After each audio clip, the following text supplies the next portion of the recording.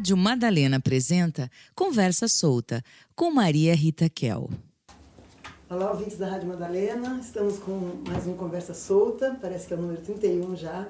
E hoje eu tenho a grande honra e a grande alegria de receber aqui o Celso Amorim, vou chamar assim, sem títulos. Sim.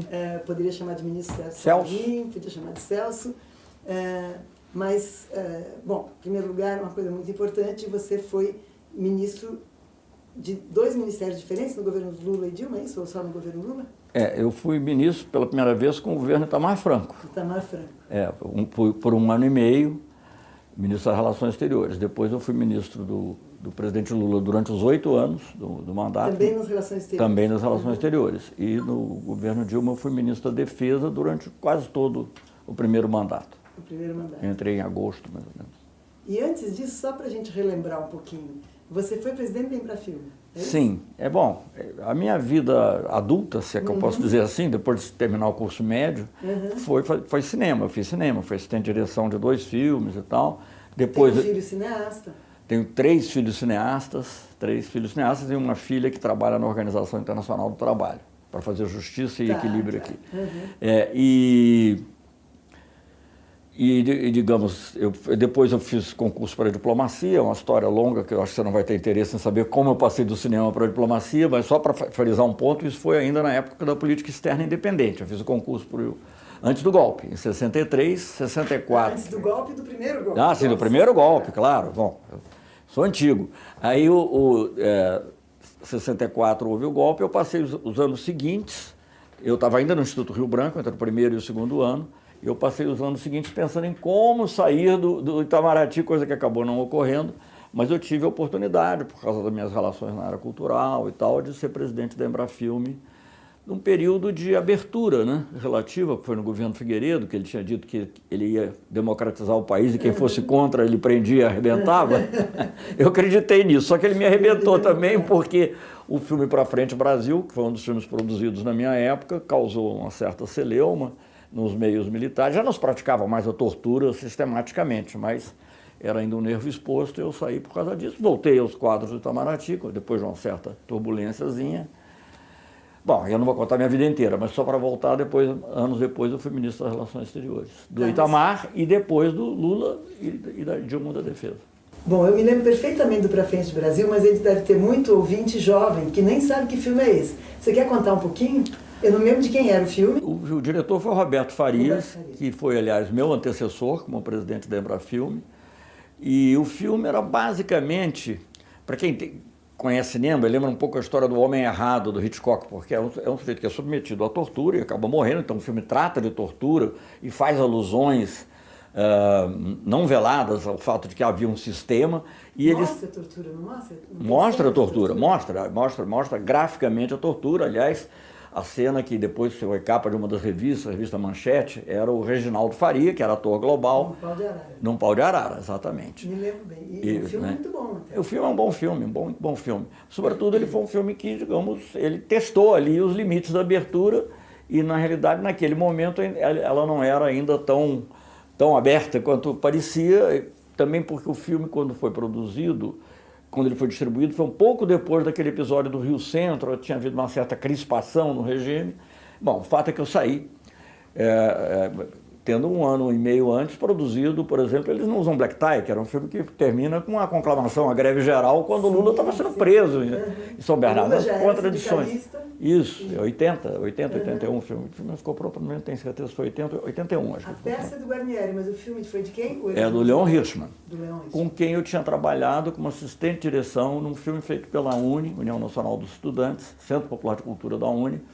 Eu tinha trabalhado num dos episódios, o filme se chamava 5 vezes Favela, e um episódio chamava Pedreira de São Diogo, em que eu e o Flávio Miliati fomos assistentes. O 5 vezes Favela é outro filme extraordinário. É, muito bom, muito bom. Eu não sou assim. Então eu tinha essa história do cinema, que fez parte importante acho que da minha vida, da minha formação, etc. Então, como diplomata, mas depois eu acabei me entrosando na vida diplomática, mas fui presidente da Embrafilme, quando eu contei, e, enfim, e aí depois fui ministro da época do Itamar. Na realidade, quem me convidou foi o José Aparecido, que tinha sido ministro da Cultura e tinha me conhecido quando eu era chefe do Departamento Cultural do Itamaraty, convidou para ser secretário-geral, que é o número 2 no Itamaraty, é o vice-ministro, vamos dizer assim. Mas aí ele acabou não assumindo, por razões de saúde e tal, e o Itamar acabou me deixando lá. E eu fiquei 1 ano e meio, acabei ficando fui colega do Fernando Henrique Cardoso, aliás, o Fernando Henrique Cardoso é o meu antecessor direto, porque o Zé Aparecido não chegou a assumir. Ele era ministro das Relações Exteriores, passou para a Fazenda, era para ser o Zé Aparecido, que não foi, fui eu. Então nós fomos colegas durante algum tempo, né? Você e Fernando Henrique. No governo Itamar. Aí depois, enfim, eu fui embaixador, voltei para a carreira normal, fui embaixador na ONU, e Genebra, Londres. Eu estava em Londres quando o Lula ganhou a eleição, e aí acabei sendo convidado para ser ministro. Não conhecia o Lula antes, nunca tinha estado com ele, né? Até por coincidência, porque o Lula viajava muito e, no entanto, eu, estando no exterior, podia ter conhecido, né? Mas não conheci. Você não participou daquele grupo que eu participei também, na primeira eleição, quando o Lula falou que ia fazer um acordo com o FMI? Se juntou um grupo enorme que queria sair do PT, o Paulo Arantes, o Roberto Schwartz, e o Antônio Cândido e o Paul Singer formaram um grupo. Você não participou? Não. Eu estava em Londres, eu era embaixador. Você veio conversar conosco quando você eu vim assumiu, conversar com o Lula, ele me entrevistou, assim, 2 vezes. A primeira ficou 1 hora e pouco, achei que tinha sido uma boa conversa. Depois ele falou, passa aqui daqui a alguns dias. Aí daí alguns dias eu passei. Aí eu estava no meio de uma conversa, assim como eu estou falando com você, ele me cortou e falou, olha, eu quero lhe convidar para ser meu ministro das Relações Exteriores. Obviamente foi uma grande emoção. Embora eu tivesse sido ministro, Itamar era outra coisa. Era um momento, Itamar era um ministro, até foi um presidente correto, na minha opinião, mas era um governo quase que interino, né? E o Lula era um governo de mudança, tinha muito mais a ver com tudo que eu pensava na vida, tinha pensado de política e, enfim. E você foi durante os 2 mandatos dele? Eu fui todos 8 anos, poucos ministros, eu acho que só houve 3 ministros que ficaram 8 anos. Quem são os outros? Os outros 2, um foi o Dulce, que era o ministro da Presidência, que é uma coisa mais ligada pessoalmente a ele, secretário-geral da Presidência, e o outro era um general cujo nome as pessoas hoje em dia não sabem, general Félix, um bom homem e tal, mas era chefe do gabinete militar, né? Que tinha um outro nome, assim, mas enfim. Então, não é que não tenha relevância, mas digamos assim, não era um ministro com pasta, digamos, dos ministros com pasta, como se dizia antigamente, com portfólio, eu fui o único que fiquei o tempo inteiro. Outros mudaram de ministério e tal. O Manteiga teve um tempo que esteve no BNDES, esteve sempre no governo, e a Dilma saiu para ser candidata, né? Então, por coincidência ou não, eu acabei sendo praticamente um dos únicos, eu, Dulce e esse general, fomos os únicos que ficamos o tempo todo, os 8 anos. Depois, para mim, já tinha encerrado minha vida pública, eu me aposentei, inclusive, como diplomata, que para o diplomata, contrariamente à maioria das pessoas, aposentar não é bom, porque você ganha muito menos no Brasil do que quando está fora e também a vida se torna menos interessante. Mas eu me aposentei no meio do governo porque eu mexi muito nas coisas, na estrutura do Itamaraty, e eu queria fazer isso sem ficar claro que eu não tinha nenhum interesse pessoal, né? Então, na realidade, eu me aposentei da transição do primeiro para o segundo mandato. Mas fiquei até o final, para mim estava encerrado, e aí um dia, estou abreviando um pouco a história, mas quando eu era assim lá para julho, agosto de 2011, eu estava me dedicando a fazer palestras, eu escrevi uns livros, etc. Estava lá fazendo os meus noites de autógrafo, aí de repente me liga o Gilberto Carvalho para ter uma conversa, não sei o quê, que a Dilma queria ter uma conversa comigo, porque acho que o ministro Jobim estava saindo, e aí ela me convidou. Eu confesso que assim, naquela hora não tinha assim, entusiasmo, mas também achei que não dava para recusar.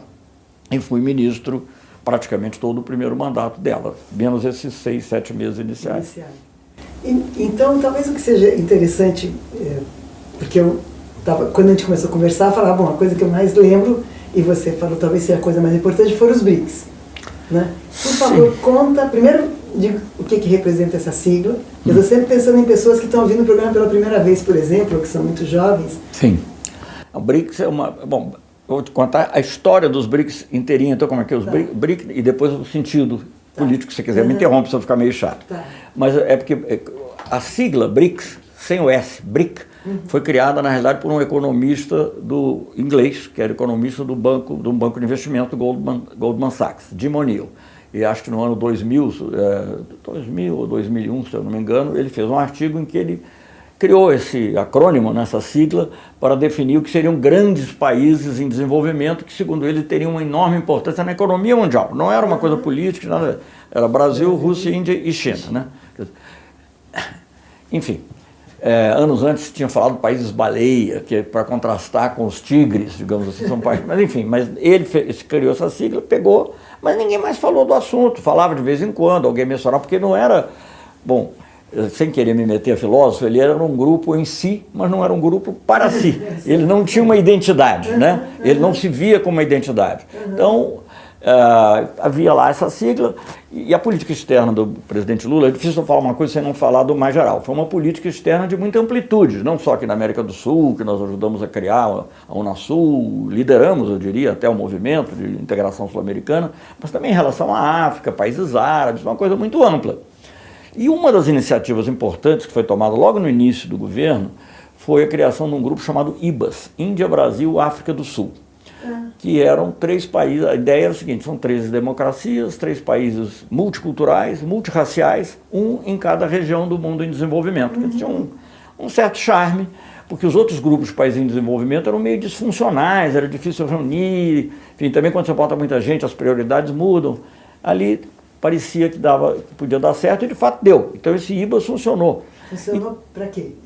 Funcionou para cooperação entre eles nas áreas mais variadas, científica, experimentos em agricultura familiar, e coisas mais variadas, e também funcionou como ajuda a outros países mais pobres.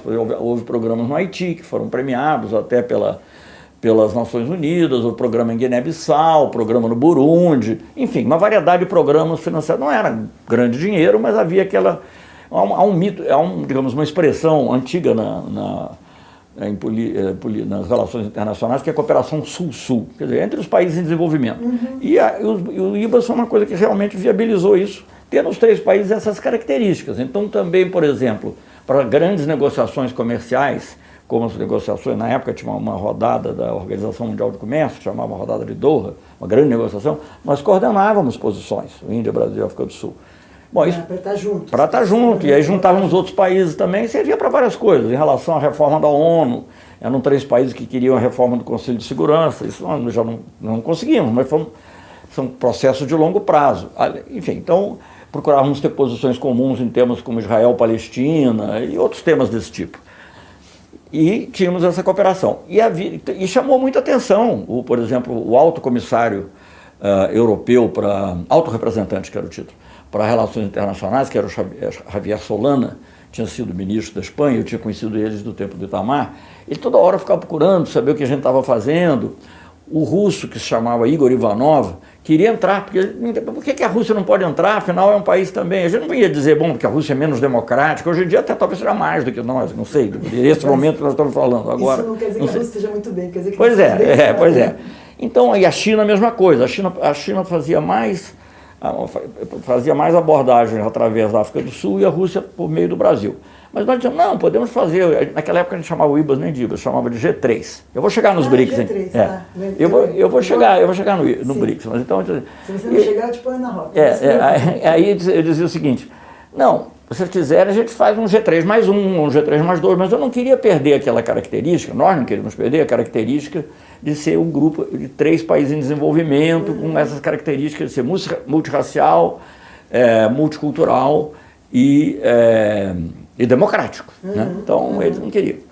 Mas, enfim, aí um determinado dia, quando já tinha mudado o ministro, um outro ministro russo, que tinha, aliás, sido meu colega quando eu fui embaixador na ONU, no governo Fernando Henrique, que eu sou diplomata de carreira, como eu já indiquei. Né? Então, o Sergei Lavrov, que é ministro até hoje, ele perguntou, Celso, por que a gente não pode criar, não fazer uma coisa assim, umas reuniões mais permanentes e tal. Então nós começamos fazendo umas reuniões, assim, à margem da Assembleia Geral. A Assembleia Geral é aquela reunião anual, como está tendo agora, aliás. Então a gente chegava, se encontrava um pouquinho e tal. Para abreviar a história, e foi proposta brasileira, disse, olha, esse grupo não vai se consolidar se a gente ficar se encontrando aqui só na ONU, porque está todo mundo com a cabeça em outro lugar. A gente tem que se encontrar especificamente para discutir os temas nossos e variar as capitais. Aí a Rússia insistiu, mas então a primeira reunião tem que ser na Rússia. E foi, em Ekaterimburgo.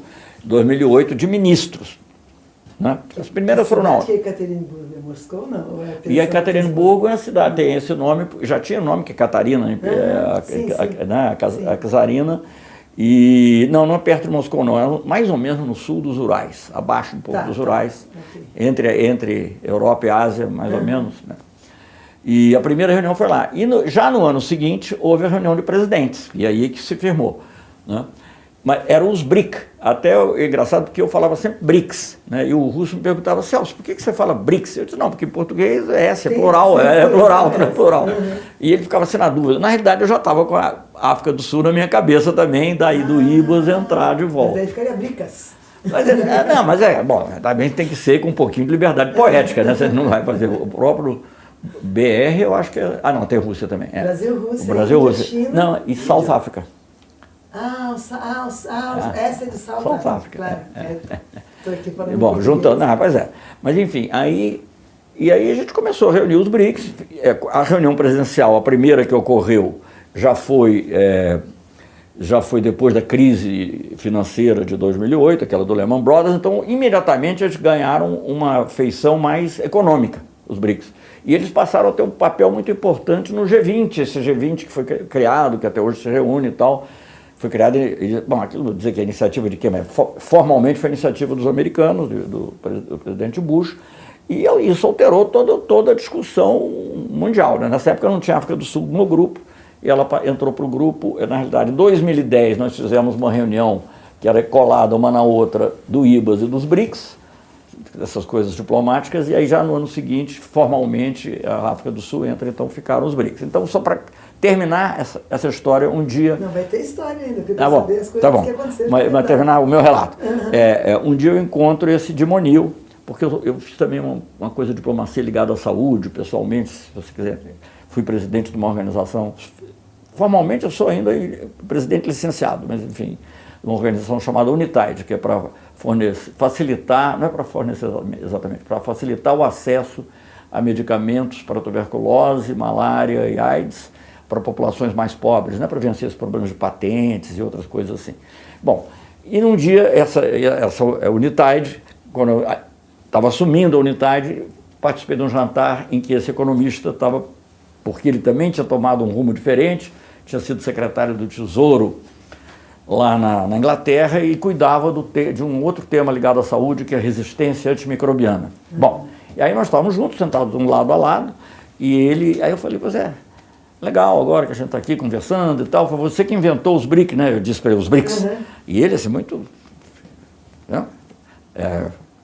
consciente dele mesmo, disse, fui eu que inventei. Eu falei, você que inventou, mas fui eu que criei.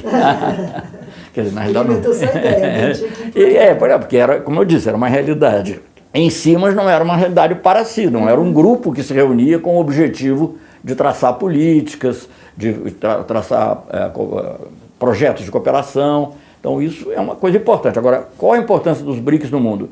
É que os BRICS, e isso ficou claro nesse G20 que foi criado, mas não só, em outras situações também, ele passou a funcionar com um equilíbrio. Né? Porque, veja bem, um grupo que tem China, tem Rússia, tem Índia, tem Brasil, tem África do Sul, tem um certo peso. Que talvez a China isoladamente pudesse ter um grande peso. Nenhum dos outros isoladamente na área econômica, a Rússia teria só essa área militar, mas digamos, na área econômica nenhum teria. Então, digamos, ele passou a fazer parte de algo que era muito importante para a nossa visão de política externa, de política internacional, que é um equilíbrio entre as forças. Você não ter alguém mandando, não ter uma potência hegemônica única, né? Então, eu acho que isso foi um fato muito importante e sobreviveu ao golpe, continua existindo, embora o Brasil deixou de tomar iniciativas, né? O Temer é uma figura apagada, obviamente, para dizer o mínimo, né? Mas enfim, o julgamento é outro. Eu estou falando em relação ao BRICS, é uma figura apagada. Mas o grupo continua e eu acho que vai poder ser revivido com força. E o Brasil, não é só revivido, o Brasil pode voltar a ter um papel importante. E se você me permitir, eu vou um instantinho fazer outra coisa. Há uns 10 dias atrás, uns 15 dias, talvez, nós fizemos aqui no Brasil, 15 dias, aliás, precisamente, nós fizemos um seminário em que vieram 3 ex-primeiros ministros europeus. Não é fácil isso, porque encontrar uma data que se chama 3 ex-primeiros ministros europeus, um intelectual como Noam Chomsky, que veio aqui também, bom, enfim, e várias outras pessoas. Os primeiros ministros de quais países europeus? Os 3 maiores países latinos, né, por coincidência, a Espanha, França e Itália. Ex-primeiros ministros do governo atual. Sendo que um deles, o francês, que é o Dominique de Villepin, que foi que, aliás, me deu a ideia de fazer o seminário, nem sequer era do Partido Socialista, ele era do Partido Chirac. Mas veja só o que ele disse, isso eu acho que é importante para os seus ouvintes. Ele disse assim, não, porque o que está acontecendo no Brasil é importante para o mundo, porque o Brasil tem um papel a desempenhar no mundo, porque o Brasil é dos países em desenvolvimento aquele que tem, normalmente, não nesse momento preciso que nós estamos falando, talvez, mas penso que vai voltar a ter, mas o Brasil é um país que tem o que eles chamam hoje em dia de soft power, quer dizer, é um país que vem com uma cultura própria, com uma visão mais democrática, plural. Eles chamam de soft power ou isso é um termo... Não, soft power é um termo criado por um cientista político que também foi do governo americano. Quer dizer, os Estados Unidos teriam um grande soft power, antigamente. Hoje em dia tem menos. Hard power. Hoje, hard power sempre teve, né? Sempre teve, Mas enfim, o Brasil ajudava, digamos, a dar um verniz mais democrático e mais plural aos BRICS. Porque uma reunião de China e de Rússia tem muito poder, muito dinheiro, talvez por causa da China, mas não tem a mesma atração. A própria Índia, que é um país grande, democrático também, mas a Índia é muito introspectiva. Tende a ser muito, porque os problemas internos sociais são muito complexos, né? E o Brasil não, o Brasil é um país que mesmo até na política externa sempre teve muita ação, até antes do governo, claro que aumentou muitíssimo no governo Lula, mas sempre teve pelo menos nos períodos democráticos, teve uma presença internacional muito forte. Enfim, então um país aqui da América do Sul, um país que estava fazendo ao mesmo tempo a integração da América do Sul, trabalhando pela integração da América do Sul, enfim, então quer dizer, a ideia do seminário, digo isso porque muito dos críticos da nossa política externa, na época do governo do Lula, principalmente, acusavam a política de ser megalomaníaca.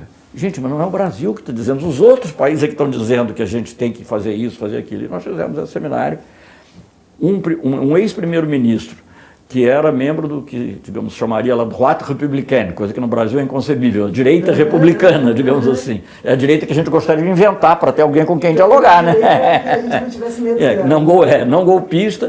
E aí ele disse assim, não, o Brasil tem que voltar à cena internacional. Agora, só voltará à cena internacional se for democrático. E eu entendo, diz ele, que isso está muito ligado à figura do Lula. Enfim, então foi assim que esse seminário foi feito. Isso para mostrar o que significa os BRICS também dentro desse contexto todo, do equilíbrio global, de poder dar uma visão diferente do que está ocorrendo hoje. E eu fiquei pensando numa coisa paradoxal do Brasil, porque o tempo todo dizem que o brasileiro tem complexo de vira-lata, né? Se acha menos, se acha pouco, que também não sei se isso continua, eu gostaria que você comentasse se depois desses últimos anos se continua com esse brasileiro sempre se achando pior que todo mundo. Mas quando quer fazer uma coisa maior, dizem então é megalomaníaco. Quer dizer, como se não tivesse um lugar na fantasia das pessoas que o Brasil pode estar, que é do seu tamanho, que não é nem o vira-lata, nem o megalomaníaco, o tamanho que o Brasil pode... Não há por que ser megalomaníaco. O Brasil não é uma superpotência, o Brasil não tem um arsenal atômico que tem. Mas vira-lata, vou dizer, isso é uma expressão que o Nelson Rodrigues criou a propósito do futebol, que a gente ficava se dizendo. Mas, e existe esse complexo. Nós não, quando eu tomei posse, o Lula me convidou, agora eu não me lembro mais se eu te contei antes, ou agora durante a coisa. Quando ele me convidou, eu não conhecia antes, mas aí, no dia que ele anunciou, eu tinha que falar alguma coisa. No mesmo dia que foi a Marina, ministro do Meio Ambiente, enfim, o ministro da Indústria e Comércio e o ministro da Agricultura. E ele próprio ia falar. Eu falei, todo mundo quer ouvir o Lula, não vou ser eu agora, não vou falar 15 minutos, vou explicar a política, explicar os BRICS, eu já tomei esse tempo todo, agora explicar a política externa. Então eu falei o seguinte, vamos definir uma atitude e não temas. E a atitude é a política externa ativa e altiva.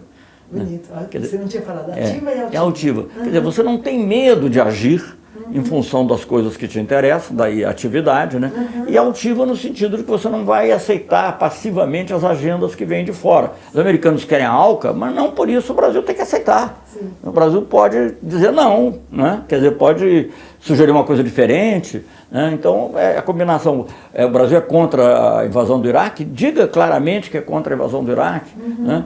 Então, quer dizer, ela era ativa e altiva, né? E essa expressão acabou pegando, que até hoje falam, né? E eu mesmo coloquei nos meus livros também, mas enfim. Então eu acho que é isso. Agora, isso já era visto como megalomania. O complexo de vira-lata, na minha opinião, não é só de achar que é vira-lata. Que é verdade também, porque não pode, né? Grande, o Brasil não deve, não pode, tem que tomar cuidado, etc. Eu cansei de ouvir como embaixador, às vezes até eu era embaixador, eu propunha uma posição e eu ouvia assim, olha, pode fazer, mas toma cuidado, hein? Não antagoniza muito a Europa, não antagoniza os Estados Unidos. Claro que ninguém vai antagonizar gratuitamente, mas às vezes para você defender uma posição você tem que... Né? Então, além desse aspecto de ter essa visão, eu acho que uma parte muito grande da elite brasileira quer que ele seja vira-lata. Quer, porque isso faz parte, digamos assim, estruturalmente da dependência do Brasil em relação às grandes potências, especialmente Estados Unidos, e ao papel que essa elite tem nessa dependência, inclusive a mídia, principalmente. Se considera pastor alemão. Então, se deixar de ser vira-lata, ela perde a função, ele deixa de ser intermediário dessa dependência. Apesar de que não sou eu que tenho que falar a você, mas eu quero fazer uma defesa do vira-lata. Tá bom. Qual seria o oposto do vira-lata? Seria a raça pura, que é a pior ideia que uma nação pode ter de si mesma. Estou pensando nas metáforas, evidentemente. Né? Sim, ou você tem cachorro de raça ou você tem vira-lata, certo? É. O cachorro de raça, para cachorro tanto faz. Eu gosto de vira-lata, mas cada um tem os que quiser. Mas eu digo, a ideologia de achar que nós somos raça pura é muito pior. E no Brasil, o que tem de interessante no Brasil, eu estou pensando em outro jeito de tomar esse vira-lata, em vez de ficar se defendendo, dizendo, vai dizer, tá, a gente é. Vira-lata é mestiço, quer dizer, pode ser mistura de várias raças, é mais resistente à doença, é mais forte, certo? É mais à vontade no mundo, é menos medroso. A gente pode ser, eu só tenho vira-lata, por isso que eu defendo. Mas a ideia do Brasil, em vez de ficar dizendo nós não somos... Essa ideia psicanalítica é interessante, não, é interessante. A gente tem que assumir mas que eu não ficava dizendo que ele não é... a nossa força está na nossa vira-latice. Não, sim, a partir do momento em que o vira-lata achar que ele pode e que ele também pode ser estimado... Se a gente dizer que a nossa força está na nossa vira-latice, vira o seguinte... Sim, mas a gente não desmentia isso. A gente não desmentia isso. A gente desmentia esse espírito da dependência, de você vilamber... Não, estou dizendo para o ouvinte. Não, mas eu sei, mas é importante saber isso também, porque a ideia de vira-lata, como ela é passada, é também quem lambe as botas, né? E, enfim, tira o sapato, coisas desse tipo. Mordem quem eles quiserem, não lambem bota de ninguém, não.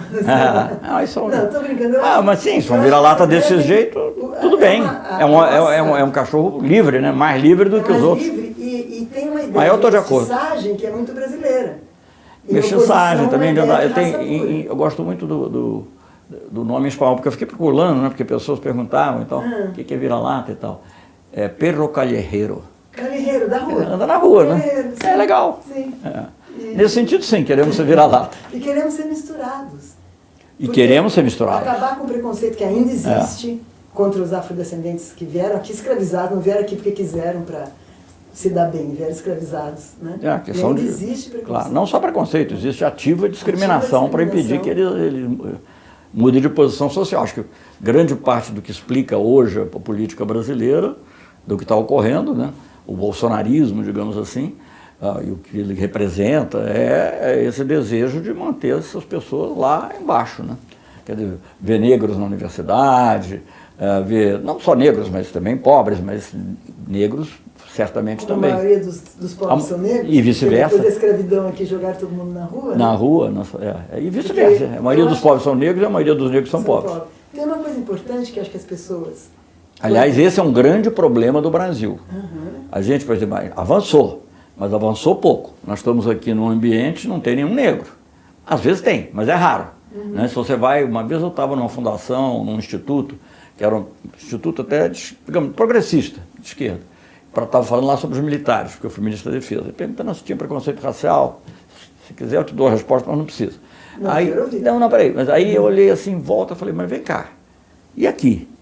Quantos aqui? E havia um negro que se assumisse como negro, digamos assim. Eu não estou falando daquele conceito do Fernando Henrique, todo mundo, isso aí é tapeação, né? Todo mundo tem na cozinha já é uma coisa horrorosa. Mas enfim, então, quer dizer, é um problema sério da sociedade brasileira e eu acho que o racismo, quando eu era mais novo, eu achava, como muitas pessoas, que você resolvendo o problema social, você resolveria o problema racial. Hoje eu tendo a achar que é mais, não é só, mas é mais o contrário. Se você trabalhar para resolver o problema racial, você vai resolver grande parte, se não total, mas uma grande parte do problema social. Agora, tem um problema social que vem da nossa abolição. Porque, claro, eu estou dizendo, não para você que sabe disso, estou dizendo para ouvintes que talvez Sim. não saibam, né? Que a abolição nos Estados Unidos veio com uma lei que, não sei se em todos os estados, ou se foi uma lei federal de alguns estados, que os descendentes de escravos ou os escravos libertos tinham direito a um pedaço de terra e um animal de tração. Né? A produtora do Spike Lee, que é o único cineasta negro americano que eu saiba, deve ter outros. Não, tem outros, mas ele é o mais A conhecido. produtora dele chama Three Acres and a Mule, que são os 3 alqueires e o animal de tração. Tá. É uma brincadeira com o que a família dele recebeu, quer dizer, ele não seria um cineasta. Ele é um grande cineasta. Um grande cineasta. Excelente. É como se ele estivesse reconhecendo que através desse pequena reparação, eles... Mas não aconteceu com todo mundo lá Não, também, não porque muitos continuaram nas plantações de algodão lá. Sim, mas eu estou dizendo, essa reparação Não, é verdade. pelo menos existiu. Aqui, eu sei porque eu estudei muito, me interessou muito a história do samba, que é uma história bonita, mas que começa com uma coisa, logo depois da abolição da escravatura, com uma situação no Rio de Janeiro, na Bahia, em que um fazendeiro que tinha, sei lá, digamos, 2.000 escravos, se ele tem que pagar um salário, ele fica com 300 e manda o resto para a rua. Então aqui as multidões de pessoas que vieram forçadas da África, né, que vieram porque quiseram, também não tinha nenhum navio ali esperando para levar quem quisesse voltar, foram jogados na rua. Né? Tem um lado interessante, que isso não vem ao caso agora, que das reuniões dessas pessoas, da recuperação dos seus ritos de candomblé, nasce o samba. Nós devemos... As rodas do samba. Mas, ao mesmo tempo, a possibilidade de famílias que descendem daqueles escravizados que não vieram porque quiseram. A possibilidade dessas vieram famílias... espalhados também, porque um era do Senegal, outro sim, sei lá de onde. vários lugares, né? E forçados. Mas, é claro, sem nenhuma reparação, a reerguer fica muito difícil. Né? E daí, quanto mais o cara está por baixo, mais ele fica por baixo. Essa é uma regra. E estou pensando no projeto de cotas para universidades, que eu não sei se veio... Algumas universidades já estavam implantando isso antes, acho que a UERJ já tinha implantado isso por conta própria. Acho que a UERJ foi a primeira. A primeira, né? Mas a diferença que é, de repente, você entrar numa universidade, eu me lembro da minha impressão, que era boa, mas no começo era estranha, como se eu tivesse ido para um lugar, fui falar na UERJ há uns 10 anos atrás, como se eu tivesse ido para um lugar e errado o endereço. Porque, de repente, eu estava num elevador com uma porção de descendentes de africanos, de várias tonalidades. E quando eu percebi que era isso que era, eu fiquei muito contente. Falei, nossa, eu estou num elevador de uma universidade estadual, uma de bom nível, muito importante, em que tem uma porção de alunos verdade. que não estariam na universidade 10 anos antes. E não estariam não por questão de inteligência, mas porque não teriam tido oportunidade de estudo, etc. E há bloqueios sutis, né? Há bloqueios sutis. Então, por exemplo, o primeiro embaixador negro de carreira foi promovido a embaixador, posto mais alto. Está dizendo no Brasil ou no... No Brasil. O primeiro foi promovido na última promoção do governo Lula. E eu não poderia ter feito antes sem quebrar totalmente as regras. Porque tem regra, tem que passar 3 anos aqui, 2 anos aqui, não sei o que, não sei o que. Então, só foi possível promover porque, digamos, a pessoa tinha mérito, evidentemente, mas eu identifiquei uma pessoa que poderia ser promovida e tentei ir colocando essa pessoa em lugares onde ele poderia mostrar o seu mérito. Porque se você coloca a pessoa também num lugar onde ela não vai cuidando do almoxarifado, não sei de onde, não estou dizendo que o almoxarifado não seja importante, mas, digamos, ele não aparece. Não aparece então, como embaixador. Como embaixador. Então, mas para você ver. Quem foi esse embaixador? Chama Benedito, aliás, é um nome bem negro, né? O pai dele, o que é muito interessante, é que a origem é realmente pobre, porque o pai é humilde. O pai dele tinha sido contínuo do próprio Itamaraty, assim. E ele cresceu tudo isso. E ele cresceu isso tudo, foi muito bom aluno, ele passou acho que em 2º lugar no exame dele, e... Enfim, fez uma carreira, era respeitado, quer dizer, não era, mas se você não preocupa com as mulheres, né, uma das coisas que eu me orgulho um pouco no Itamaraty ter melhorado, ter aproveitado melhor o potencial enorme das mulheres, quer dizer, primeira embaixadora mulher na ONU fui eu que coloquei, quer dizer, governo Lula, mas enfim, primeira embaixadora na ONU, primeira embaixadora em Genebra para tratar de direitos humanos, primeira embaixadora em Paris, primeira em Bruxelas, acho que houve há muitos anos atrás, no início dos anos 60, depois mais nenhuma.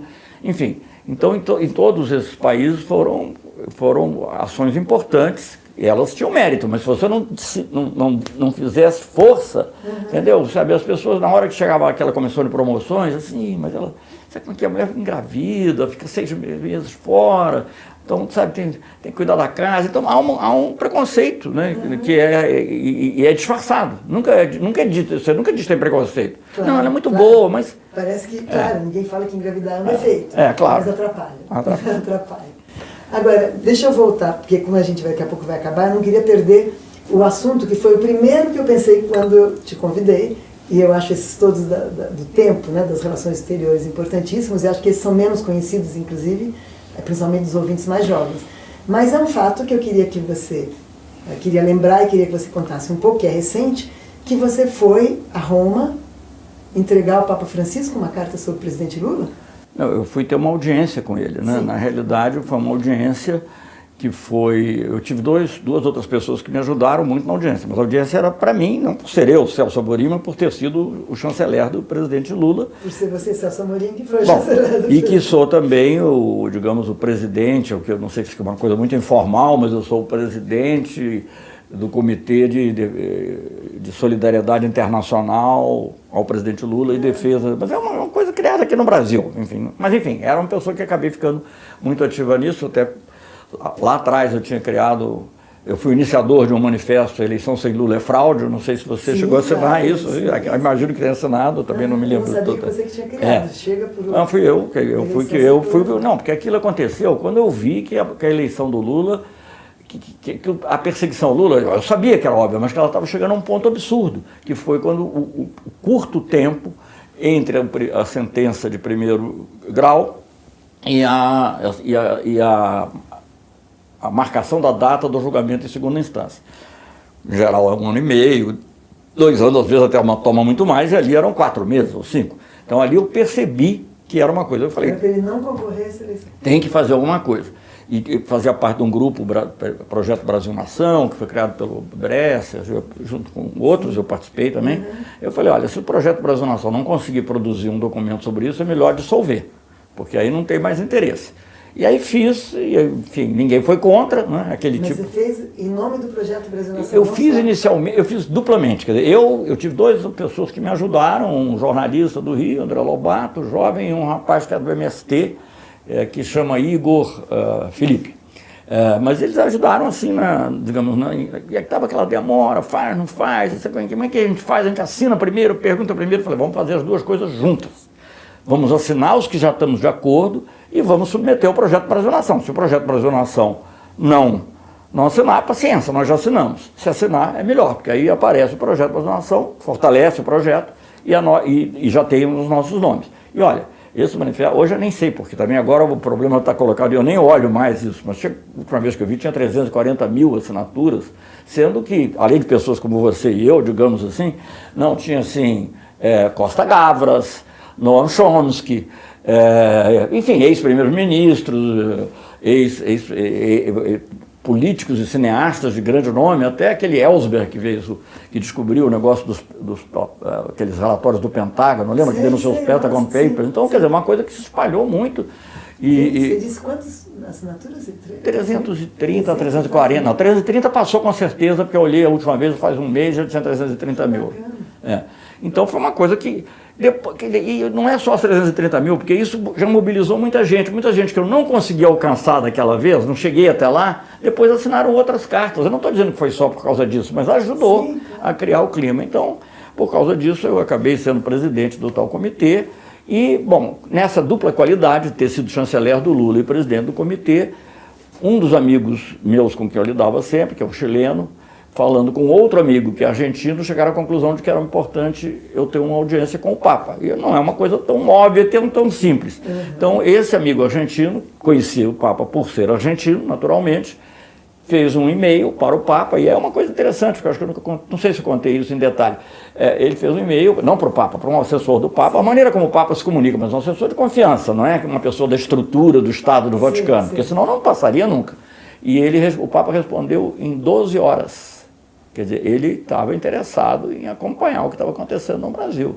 Se ele responder em 12 horas, eu estou falando do Papa, não é uma pessoa que supõe-se muito ocupada, né? E cujo tempo mental, inclusive, está ocupado quando não está fazendo as funções de chefe de Estado do Vaticano.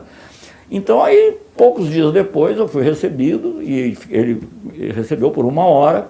Ele já tinha antes feito uma homilia muito interessante sobre a difamação, começando falando da difamação, mas na realidade ele fala da difamação, calúnia, e isso passa para a grande mídia, e da mídia para a justiça, e aí vem o golpe. Isso é um novo tipo de golpe. Então ele já tinha mais ou menos... Em termos genéricos? Não se referiu a nenhum país, mas ele parecia até descrevendo o Brasil, evidentemente, né?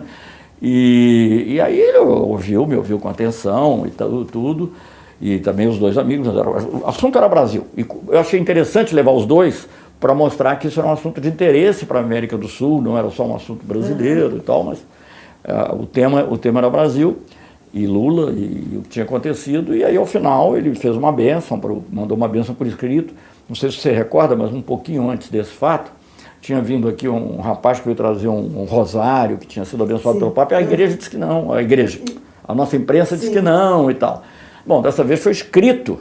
Agora você vê como é a nossa mídia, foi escrito, o Papa escreveu na minha frente, com a letrinha dele, que aliás é pequenininha, deve ser parte da humildade, né? Porque a letrinha pequenininha, ele transmite a bênção dele e pede ao Lula que reze por ele. Até Ah, sim, mas isso eu vi. Pois é. Você acha que a imprensa... Não, a imprensa deu muito pouco. Ainda teve um jornalista até de renome, disse assim, tá vendo? Ele pediu que o Papa foi diplomático, pediu que o Lula rezasse para ele, para não dizer que ele estava rezando pelo Lula. Primeiro, ele faz isso sempre. Segundo, ele botou com a minha bênção. Então ele abençoou, já rezou o Lula. Né? Enfim, e eu achei que foi uma coisa assim muito importante. Teve muito pouca repercussão na mídia, mas muita gente acabou vendo, porque é difícil esconder o Papa também, né? É difícil. Mas, enfim, então foi, eu acho, um dos momentos... Eu acho que o Papa e o seminário foram os dois momentos de ação, assim, que eu pude dar uma contribuição. Porque muitas das outras coisas que acontecem na parte, inclusive com brasileiros no exterior, etc., já são os movimentos mesmo que se fazem, tem muitas outras pessoas atuantes, né? Por exemplo, na área jurídica tem essa moça, entre outras, a Carol Proner, que está sempre mexendo também com juristas aqui no mundo inteiro. Enfim, mas a contribuição que eu dei, acho que foi essa. E assim, por isso eu visitei o Papa. E eu que não sou militante católico, não sou contra também, mas nunca fui assim... Mas só para a gente terminar com uma coisa alegre, porque tantas coisas boas que aconteceram, mas a gente está diante do desmanche disso tudo, em vários países do mundo, e nesse momento a gente tem um Papa como esse. Fantástico. Né? Me diga um pouquinho da sua... Eu sei que foi muito rápido, mas que impressão você teve sobre o Papa Francisco? Olha, foi uma conversa assim, muito... Primeiro parecia que uma coisa, parecia a pessoa que eu já conhecia, porque falou uma conversa tão normal, assim, tão corrente e tal, e ele me ouviu assim, com muita atenção. Ele evitou fazer comentários sobre o Brasil, mas era evidente que ele ouviu. O mais importante era o fato de ele me receber, né? É óbvio. E depois ele fez comentários, ele repetiu um pouco a homilia que ele já tinha feito, que é essa que eu... Citando até exemplos que eu não conhecia da própria dos evangelhos, ou da Bíblia, enfim, a Bíblia no sentido lato. Que a história, entre outras, a história do Santo Estevão, acho que São Paulo, e que foram também incriminados erradamente. Né? Um pouco dizendo como... Então, falando eu tinha acabado de falar do Brasil e coisa, então ele não estava falando da Lua, né? Então é óbvio que agora, com a sabedoria papal. Mas eu acho que o fato central, como eu disse, olha, se eu tivesse que fazer uma manchete no Brasil, não vou fazer a manchete. Eu sei que não vão, mas o Papa recebe o chanceler de Lula.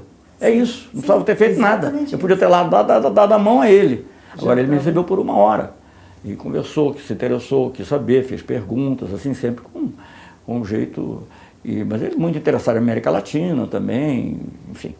Mas foi uma conversa muito, muito boa, muito boa. Eu tinha estado com outro Papa, por outro motivo, na época, aí sim levando uma carta do Lula, com João Paulo II, em relação à guerra do Iraque. Porque o Papa tinha feito uma conclamação, que os estadistas do mundo se opusessem à guerra, e o Lula escreveu uma carta do qual foi portador.